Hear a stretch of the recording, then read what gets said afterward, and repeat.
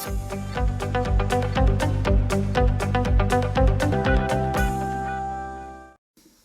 실기가 두 가지 과목이 있죠. 먼저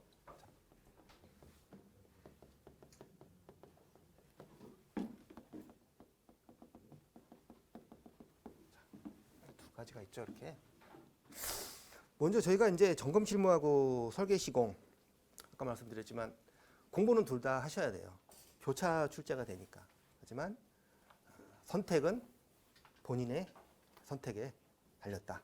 자, 일단 화재 안전 기준이죠. 이것도 똑같습니다. 자, 화재 안전 기준. 이거 뭐 두말할 나위가 없습니다. 가장 중요합니다. 화재 안전 기준을 정복하지 않고서는 관리사뿐 아니라 뭐 기술사, 기사도 마찬가지예요.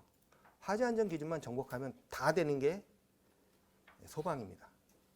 그만큼 화재 안전 기준은 소방의 근간이고 핵심이다. 어떤 메커니즘 모든 게 다 들어가 있어요. 자, 그리고 이제 기본서가 또 있는데 기본서는 지금 제가 말씀드린 이런 거를 다 뭉뚱그려서 핵심만 넣는 겁니다. 저 우리 교재죠, 이 교재. 네, 교재. 교재의 기본서인데 여기는 그야말로 핵심만 이제 넣는 거예요. 그러니까 이것만 갖고는 좀 부족하겠죠. 그런데 기본서를 이 책 저 책 막 보시는 분들이 계세요. 네. 아, 이 책 뭐가 좀 지난 작년에 잘 찍었다는데 거기서 많이 나왔다는데 그런 건 사실 아무 의미가 없습니다.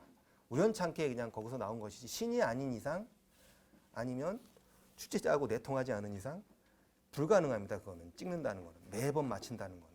그래서 내가 어떤 나만의 주관을 가지고 그 이제 수업을 들으면서 뭐가 중요한지 그런 것들이 보이기 시작하거든요. 그런 것들을 선택하셔갖고 기본서는 기본서대로 완전 다 씹어 드셔야죠. 당연하게. 화재 안전 기준하고 기본서는 완벽하게 씹어 드셔야 됩니다. 그 이후에 제가 수업 때 강조해 드리는 것들 또 이제 기출 경영에 대한 이런 것들 설명해 드리는 것들 이런 거 하다 보면 감이 잡혀요. 아, 이런 게 나오겠구나, 이런 게 나오겠구나. 그런 것들 선택하고 하셔서 그런 것들을 완벽하게 하시는 겁니다. 제가 좀 이따 그런 부분은 자세하게 또 한번 설명을 드리겠습니다. 자. 아, 이거 비염 때문에 죄송합니다. 약간 거북하시죠? 네, 일주일만 좀 참아 주십시오. 자, 그 다음에 이제 법이죠, 법. 법규. 여기도 법규. 여기 뭐 소방 관한 법, 그죠? 건축, 위험물 일부, 뭐 위험물 안전관리에 관한 세부 기준 뭐 이런 것들. 자, 근데 이런 거 사실 소방, 건축, 기공화 위다초라고 그러죠. 자, 소방 기본법, 소방 공사업법, 화재 예방, 소방시설 설치 유지 및 안전관리에 관한 법률, 위험물 안전관리법, 다중협소 특별법, 그죠? 초고층 안전관리에 관한 특별법 이렇게 해서 기공화 위다초, 그다음에 건축법 시행령, 건축법 시행 규칙, 건피방이라고 그러죠. 건축 피난 방화 구조 기준에 관한 규칙, 그리고 뭐 설비 기준에 관한 규칙 뭐 이런 것들. 자, 이런 것들 나옵니다. 물론 소방 제일 중요해요. 소방 시설 소설안법이라고 그러죠. 화재 예방 및 소방시설 설치 유지 및 안전관리에 관한 법률. 이게 법 중에서도 가장 중요하죠. 거기에 소방시설 관리에 대한 내용이 나오니까 관리사 시험에서부터 뭐 대상 기타 등등 소방시설 관리에 관한 부분은 거기서 다 다루고 있습니다. 그게 가장 중요했죠. 그게 핵심이고요. 그 다음에 소방 빼고 이제 나머지 건축 일부 이런 것들은 저희가 또 수업 시간에 다뤄드리는 부분들. 자, 그다음에 위험물은 이제 아주 세부 기준 이런 거는 사실은 저는 뭐 형식 승인, 그 다음에 성능 인증 뭐에 관한 뭐 기준, 형식 승인 및 제품 검사, 기술 기준 뭐 이런 것들 그런 것들은 뭐 시험에 나오잖아요. 근데 그런 것들은 합격률 조절하려고 나오는 것들입니다. 그거 공부하셔갖고 그거 썼다가 나와서 야, 난 붙었어. 절대 안 됩니다. 그분 떨어집니다. 그런 거는 확률이 떨어져요. 잘 나오고 많이 나오고 일반적인 것들. 그래서 정말 중요한 것들. 출제자들이 중요하게 생각하는 것들을 준비를 하셔야 거기서 나올 확률이 많고 그걸 나중에 완벽하게 썼을 때 합격하는 겁니다. 그래서 기본이 정말 중요해요.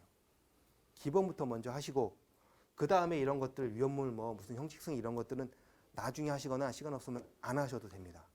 선택과 집중이에요. 관리사는. 모든 자격증은 그렇습니다. 선택과 집중. 제가 이 말 지금 계속 말씀드릴 거예요. 가장 중요합니다.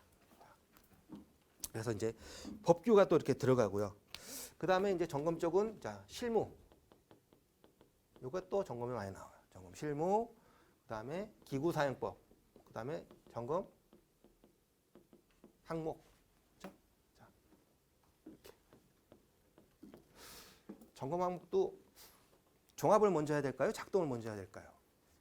종합을 먼저 암기하셔야죠. 근데 종합정밀점검 항목은 화재 안전 기준을 내가 완벽하게 이해를 했다. 그러면 몰라도 그 화재 안전 기준 생각하면서 써 내려가면 얼추 절반은 맞습니다. 비슷한 게 많아요. 네, 거의. 물론 이제 언어의 표현이라든가 뭐 어떤 그 순서 이런 거는 좀 다를 수도 있겠지만은 그런 부분들이 많아요. 그래서 점검 항목도 먼저 하시지 말고 생으로 그냥 막 점검 항목 외우려고 하시는 분들 계세요. 이해가 안 되는데 그걸 어떻게 외웁니까? 첫머리 따가지고. 화재 안전 기준 먼저 하시고 그 다음에 점검 항목 외우시는 겁니다. 그러면 훨씬 더 잘 외워져요. 자, 이렇게 점검 항목 이렇게 좀 해주시고 그 다음에 이제 여기에 대응되는 게 여기 이건 똑같고요. 네, 법규 똑같고 자, 설계에서 여기에 대응되는 거는 계산이죠. 이제 계산. 자, 계산 굉장히 많이 나오죠. 자, 유체부터 해가지고 여러분 어려워하시는 개별 설비, 개별 화재 안전 기준에 대한 어떤 그 계산 굉장히 많이 나옵니다. 이런 부분들. 그 다음에 이제 되면 맨 마지막에 여기다가 플러스 해가지고 모의고사, 그 다음에 문제풀이 반복해서 들어가시는 겁니다. 이것도 마찬가지고요. 이것도 마찬가지고. 그런데 이것도 좀 약간 좀 점검하고 설계는 약간 좀 공부 방법을 좀 패턴을 달리 하셔야 되는 게 점검 같은 경우는 계산이 아니잖아요. 그러다 보니까 정말 중요한 것들, 많이 나오는 것들, 그죠? 이런 것들 구석에 있는 거 말고 그런 거를 선택하셔갖고 반복해서 수많은 반복을 통해서 완벽하게 내 걸로 만드는 것이 중요하고요. 설계 시공은 약간 다릅니다. 이거는 문제가 똑같은 문제가 안 나와요. 얘는 법규는 똑같은 법이 또 나올 수도 있어요. 근데 얘는 똑같은 건 안 나옵니다. 숫자를 빼든가 형식을 틀어서 나오기 때문에 설계 시공 봐보신 분들은 아실 거예요. 아무리 뭐 시간이 90분, 얘는 90분이죠. 전에는 60분이었지만 저 40점 가라. 설계 시공 같은 경우는 자 문제 반복 똑같은 문제 반복한다고 효과가 물론 좋겠죠. 어느 정도는 반복해야죠. 뭐 똑같은 문제 대여섯 번 이상씩 반복을 해야 됩니다. 해야긴 해야 되는데 그것이 이제 지나서는 어느 정도 나중에는 그야말로 무수히 많은 다양한 형태의 문제들이 있잖아요. 그런 것들을 아주 많이 다뤄보셔야 돼요. 다양하게. 그래야 설계 시공에서 문제를 딱 받아봤을 때 아, 출제자가 뭘 원하는지 나는 이런 문제는 어떤 식으로 풀어서 컨셉을 어떻게 잡아서 어떤 식 공식을 적용해서 풀어야 되는지 이런 것이 딱 떠오릅니다. 그런 연습이 돼 있지 않으면 맨날 풀어봤던 것만 이렇게 풀잖아요. 그래서 땡출 나오면 당황해요. 설계 시공은 그러다 보면 시간 부족합니다. 이게 90분이 긴 시간이 아니에요. 부족하죠. 여러분 다 느끼셨을 거예요. 현장에서